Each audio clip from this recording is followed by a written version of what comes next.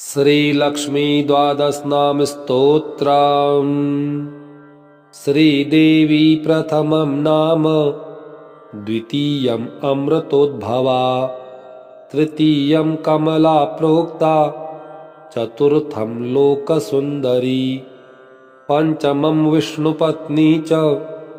षष्ठं स्यात् वैष्णवी तथा, सप्तमं तु वरारोहा,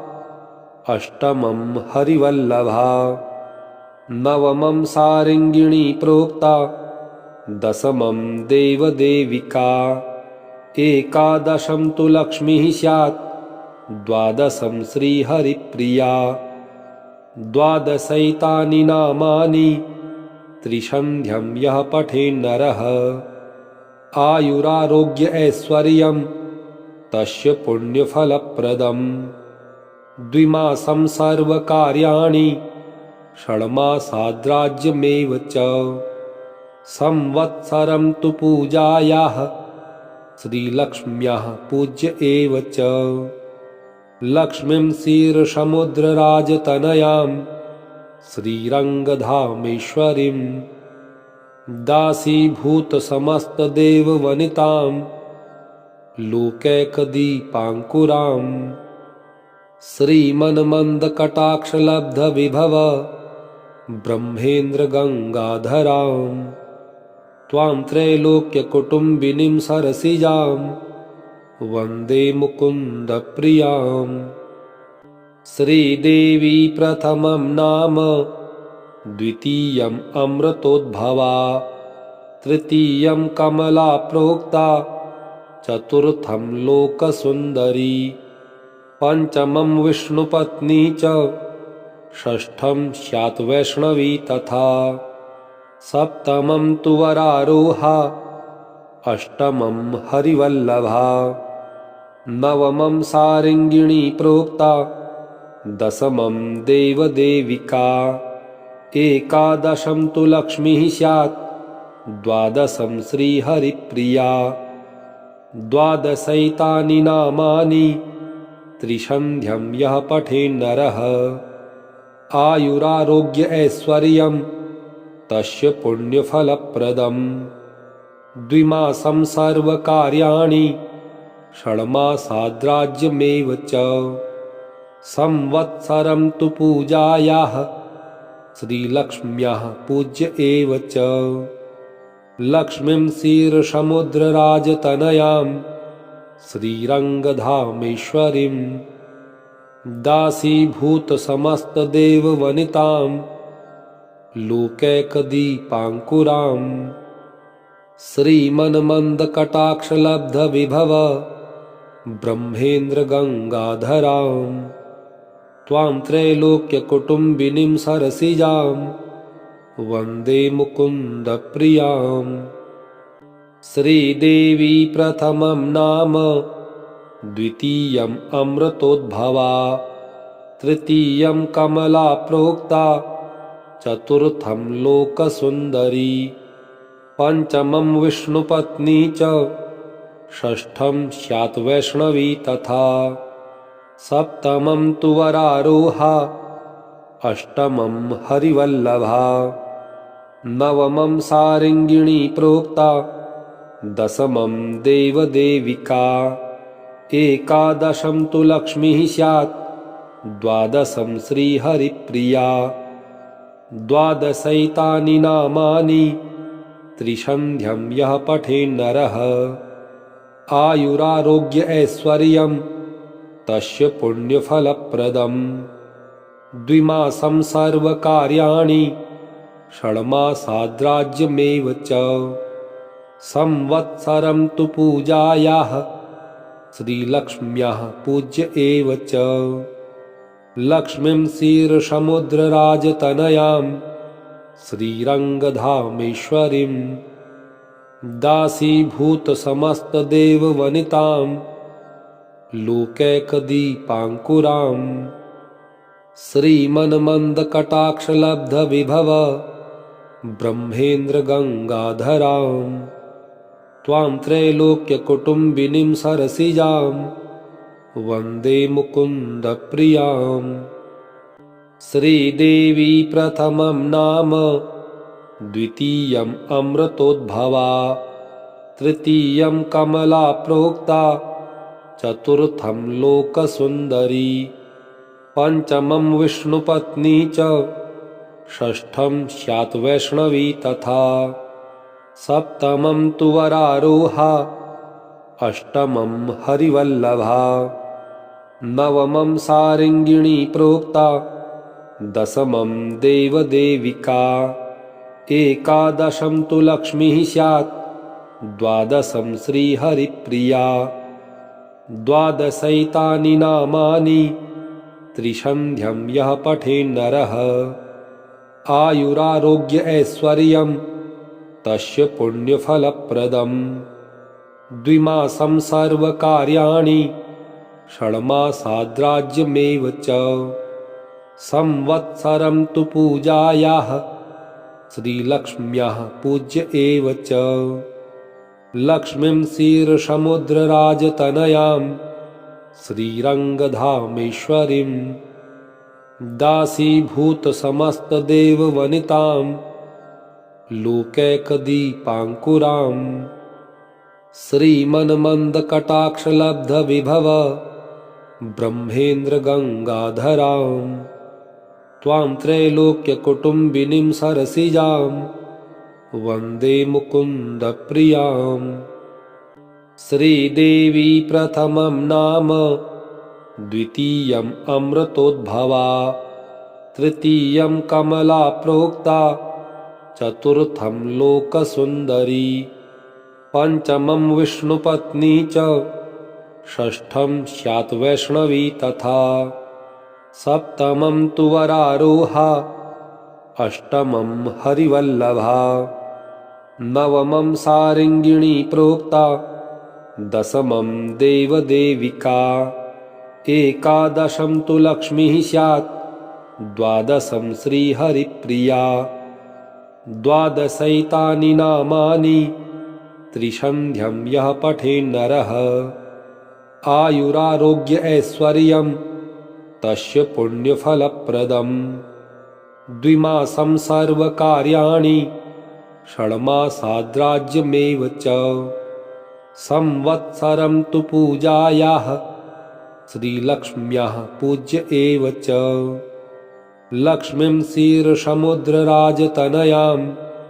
श्रीरङ्गधामेश्वरीं दासीभूतसमस्तदेववनितां लोकैकदीपाङ्कुरां श्रीमन्मन्दकटाक्षलब्धविभव ब्रह्मेन्द्रगङ्गाधरां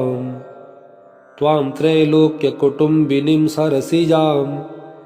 वन्दे मुकुन्दप्रियां श्रीदेवी प्रथमं नाम द्वितीयम् अमृतोद्भवा तृतीयं कमला प्रोक्ता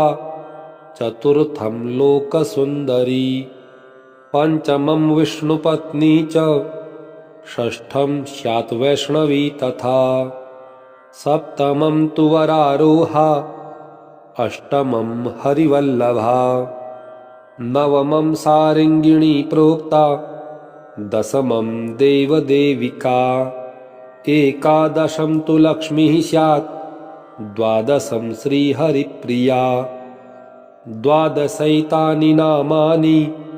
त्रिसन्ध्यं यः पठेन्नरः आयुरारोग्य ऐश्वर्यं तस्य पुण्यफलप्रदम् द्विमासं सर्वकार्याणि षण्मासाद्राज्यमेव च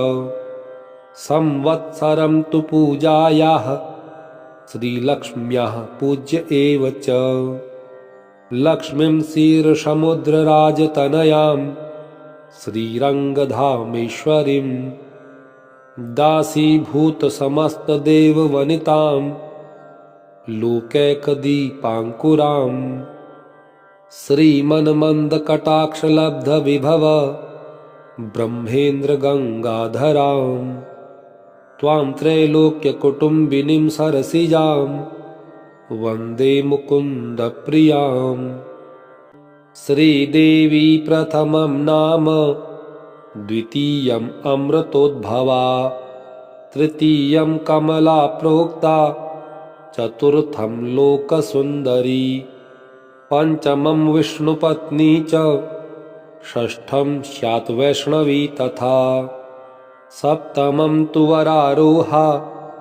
अष्टमं हरिवल्लभा, नवमं सारङ्गिणी प्रोक्ता, दशमं देवदेविका, एकादशं तु लक्ष्मीः स्यात्, द्वादशं श्रीहरिप्रिया, द्वादशैतानि नामानि, त्रिसन्ध्यं यः पठेन्नरः, आयुरारोग्य ऐश्वर्यं तस्य पुण्यफलप्रदम्, द्विमासं सर्वकार्याणि, षण्मासाद्राज्यमेव च, संवत्सरं तु पूजायाः, श्रीलक्ष्म्याः पूज्य एव च, लक्ष्मीं क्षीरसमुद्रराजतनयां, श्रीरङ्गधामेश्वरीं, दासीभूतसमस्तदेववनितां, लोकैकदीपाङ्कुरां, श्रीमन्मन्दकटाक्षलब्धविभव, ब्रह्मेन्द्रगङ्गाधरां, त्वां त्रैलोक्यकुटुम्बिनीं सरसिजां, वन्दे मुकुन्दप्रियां। श्रीदेवी प्रथमं नाम, द्वितीयम् अमृतोद्भवा, तृतीयं कमला प्रोक्ता, चतुर्थं लोकसुन्दरी, पंचमं विष्णुपत्नी च, षष्ठं स्यात् वैष्णवी तथा, सप्तमं तु वरारोहा, अष्टमं हरिवल्लभा, नवमं सारङ्गिणी प्रोक्ता, दशमं देवदेविका, एकादशं तु लक्ष्मीः स्यात्, द्वादशं श्रीहरिप्रिया, द्वादशैतानि नामानि, त्रिसन्ध्यं यः पठेन्नरः, आयुरारोग्य ऐश्वर्यं तस्य पुण्यफलप्रदम्, द्विमासं सर्वकार्याणि, षण्मासाद्राज्यमेव च, संवत्सरं तु पूजायाः, श्रीलक्ष्म्याः पूज्य एव च, लक्ष्मीं क्षीरसमुद्रराजतनयां, श्रीरङ्गधामेश्वरीं, दासीभूतसमस्तदेववनितां, लोकैकदीपाङ्कुरां, श्रीमन्मन्दकटाक्षलब्धविभव, ब्रह्मेन्द्रगङ्गाधरां, त्वां त्रैलोक्यकुटुम्बिनीं सरसिजां, वन्दे मुकुन्दप्रियां। श्रीदेवी प्रथमं नाम, द्वितीयम् अमृतोद्भवा, तृतीयं कमला प्रोक्ता, चतुर्थं लोकसुन्दरी, पंचमं विष्णुपत्नी च, षष्ठं स्यात् वैष्णवी तथा, सप्तमं तु वरारोहा, अष्टमं हरिवल्लभा, नवमं सारङ्गिणी प्रोक्ता, दशमं देवदेविका, एकादशं तु लक्ष्मीः स्यात्, द्वादशं श्रीहरिप्रिया, द्वादशैतानि नामानि, त्रिसन्ध्यं यः पठेन्नरः, आयुरारोग्य ऐश्वर्यं तस्य पुण्यफलप्रदम्, द्विमासं सर्वकार्याणि, षण्मासाद्राज्यमेव च, संवत्सरं तु पूजायाः, श्रीलक्ष्म्याः पूज्य एव च, लक्ष्मीं क्षीरसमुद्रराजतनयां, श्रीरङ्गधामेश्वरीं, दासीभूतसमस्तदेववनितां, लोकैकदीपाङ्कुरां, श्रीमन्मन्दकटाक्षलब्धविभव, ब्रह्मेन्द्रगङ्गाधरां, त्वां त्रैलोक्यकुटुम्बिनीं सरसिजां, वन्दे मुकुन्दप्रियां। श्रीदेवी प्रथमं नाम, द्वितीयम् अमृतोद्भवा, तृतीयं कमला प्रोक्ता चतुर्थं लोकसुन्दरी पंचमं विष्णुपत्नी च षष्ठं स्यात् वैष्णवी तथा सप्तमं तु वरारोहा अष्टमं हरिवल्लभा नवमं सारङ्गिणी प्रोक्ता दशमं देवदेविका एकादशं तु लक्ष्मीः स्यात् द्वादशं श्रीहरिप्रिया द्वादशैतानि नामानि त्रिसन्ध्यं यः पठेन्नरः आयुरारोग्य ऐश्वर्यं तस्य पुण्यफलप्रदम् द्विमासं सर्वकार्याणि षण्मासाद्राज्यमेव च संवत्सरं तु पूजायाः श्रीलक्ष्म्याः पूज्य एव च लक्ष्मीं क्षीरसमुद्रराजतनयां श्रीरङ्गधामेश्वरीं दासीभूतसमस्तदेववनितां लोकैकदीपाङ्कुरां श्रीमन्मन्दकटाक्षलब्धविभव ब्रह्मेन्द्रगङ्गाधरां त्वां त्रैलोक्यकुटुम्बिनीं सरसिजां वन्दे मुकुन्दप्रियां श्रीदेवी प्रथमं नाम द्वितीयम् अमृतोद्भवा तृतीयं कमला प्रोक्ता चतुर्थं लोकसुन्दरी पंचमं विष्णुपत्नी च षष्ठं स्यात् वैष्णवी तथा सप्तमं तु वरारोहा अष्टमं हरिवल्लभा नवमं सारङ्गिणी प्रोक्ता दशमं देवदेविका एकादशं तु लक्ष्मीः स्यात् द्वादशं श्रीहरिप्रिया द्वादशैतानि नामानि त्रिसन्ध्यं यः पठेन्नरः आयुरारोग्य ऐश्वर्यं तस्य पुण्यफलप्रदम् द्विमासं सर्वकार्याणि षण्मासाद्राज्यमेव च संवत्सरं तु पूजायाः श्रीलक्ष्म्याः पूज्य एव च लक्ष्मीं क्षीरसमुद्रराजतनयां श्रीरङ्गधामेश्वरीं दासीभूतसमस्तदेववनितां लोकैकदीपाङ्कुरां श्रीमन्मन्दकटाक्षलब्धविभव ब्रह्मेन्द्रगङ्गाधरां त्वां त्रैलोक्यकुटुम्बिनीं सरसिजां वन्दे मुकुन्दप्रियां श्रीदेवी प्रथमं नाम द्वितीयम् अमृतोद्भवा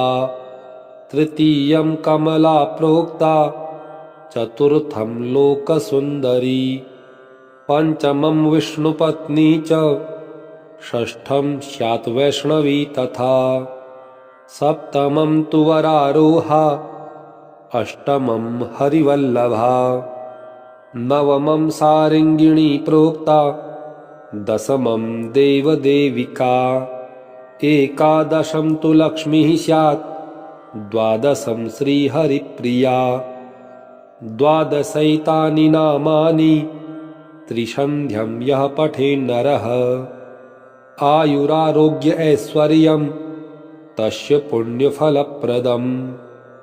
द्विमासं सर्वकार्याणि षण्मासाद्राज्यमेव च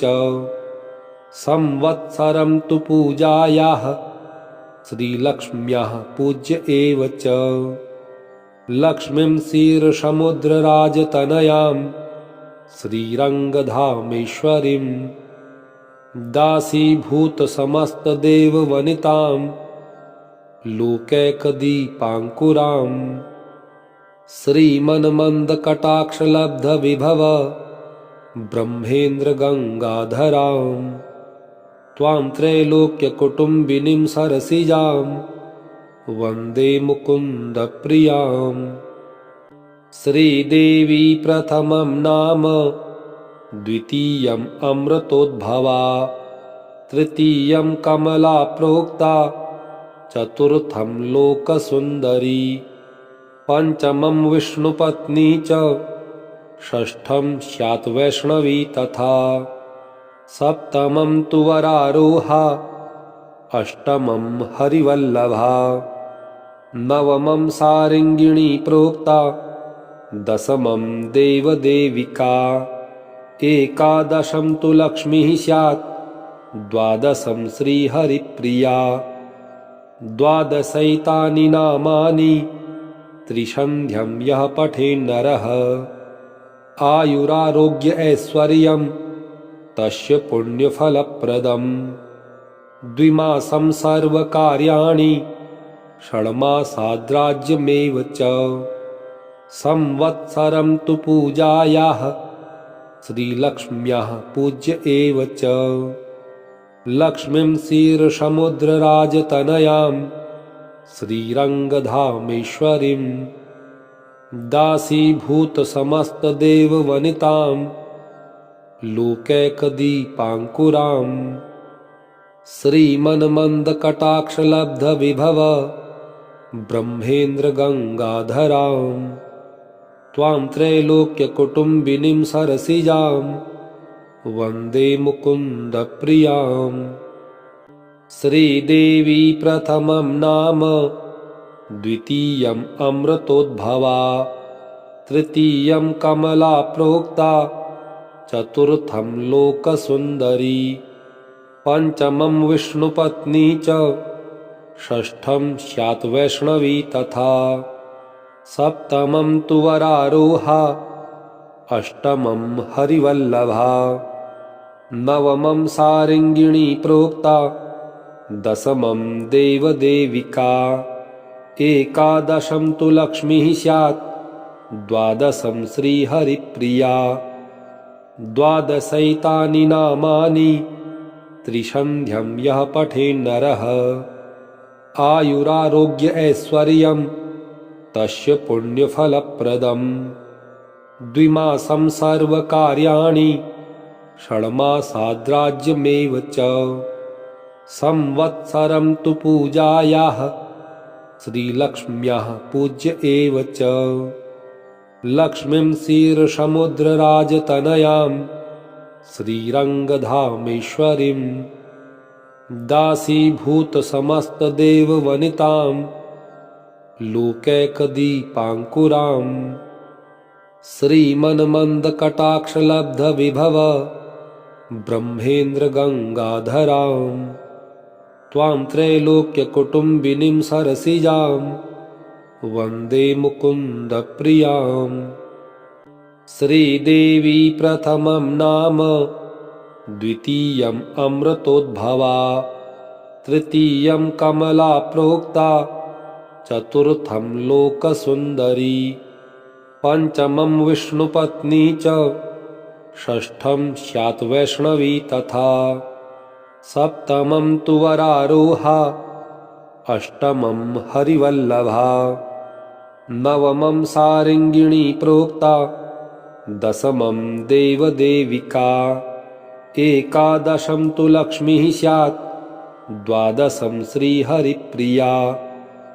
द्वादशैतानि नामानि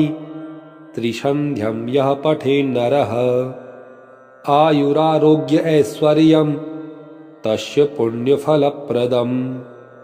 द्विमासं सर्वकार्याणि षण्मासाद्राज्यमेव च संवत्सरं तु पूजायाः श्रीलक्ष्म्याः पूज्य एव च लक्ष्मीं क्षीरसमुद्रराजतनयां श्रीरङ्गधामेश्वरीं दासीभूतसमस्तदेववनितां लोकैकदीपाङ्कुरां श्रीमन्मन्दकटाक्षलब्धविभव ब्रह्मेन्द्रगङ्गाधरां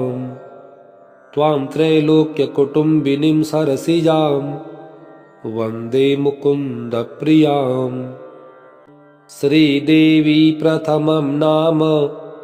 द्वितीयम् अमृतोद्भवा तृतीयं कमला प्रोक्ता चतुर्थं लोकसुन्दरी पञ्चमं विष्णुपत्नी च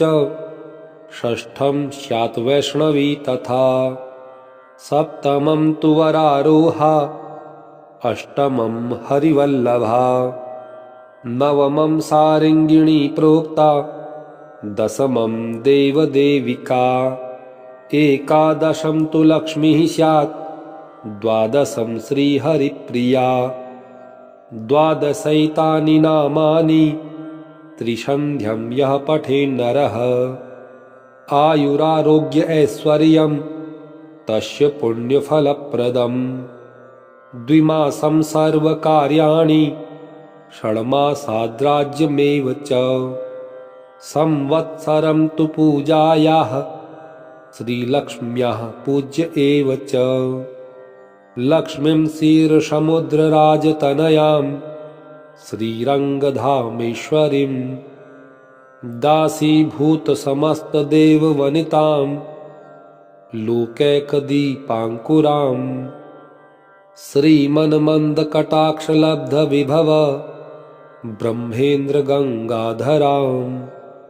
त्वां त्रैलोक्यकुटुम्बिनीं सरसिजां वन्दे मुकुन्दप्रियां श्रीदेवी प्रथमं नाम द्वितीयम् अमृतोद्भवा तृतीयं कमला प्रोक्ता चतुर्थं लोकसुन्दरी पञ्चमं विष्णुपत्नी च